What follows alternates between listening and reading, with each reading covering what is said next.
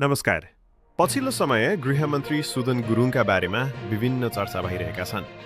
तर के एउटा कानुनी लगानी वा सेयर कारोबार मात्रै राजीनामाको आधार हुन सक्छ? उहाँले सरकारमा आएको मात्र 1.5 महिनाको छोटो समयमै आफ्नो सम्पत्ति र सेयर लगानीलाई सार्वजनिक गरेर पारदर्शिताको एउटा नयाँ मानक स्थापित गर्नुभएको छ। तथ्यहरूलाई लुकाउनुभन्दा जनताका सामु स्पष्ट पार्नु नै एक असल र जिम्मेवार नेताको पहिचान हो। मात्र 1.5 महिनाको कार्यकालमा उहाँमाथि यसरी प्रहार हुनु कतै उहाँले गर्न खोजेका राम्रा कामबाट डराएकाहरूको खेल त होइन। कानुनी राज्यमा छानबिन गर्ने आफ्नै निकायहरू छन् र उहाँले ती निकायलाई पूर्ण सहयोग गर्ने प्रतिबद्धता समेत जनाइसक्नु भएको छ। विगतमा ठूला काण्डहरू हुँदा र मानिसहरूको ज्यान जाँदा समेत मौन बस्नेहरू आज एउटा वैध लगानीको विषयमा उफ्रिनु कतिको न्यायपूर्ण छ।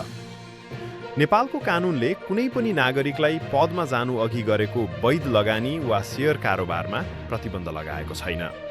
यदि कसैको घरमा अवैध पैसा भेटिदा वा पैसा जलेका प्रमाण हुँदा कारबाही हुँदैन भने त्यो प्रणालीको दोष हो। तर सुदन गुरुङको हकमा उहाँले आफै अगाडि सरेर स्पष्टीकरण दिनु र छानबिनमा सघाउँछु भन्नु सकारात्मक पक्ष हो।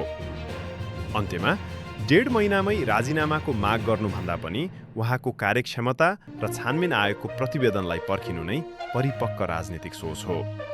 सत्य र पारदर्शिता कहिल्यै कमजोर हुँदैन। यस्तै तथ्यपरक र सकारात्मक समाचारका लागि हाम्रो फेसबुक र युट्युब पेज नयाँ बिट न्युजसँग जोडिनुहोला। धन्यवाद।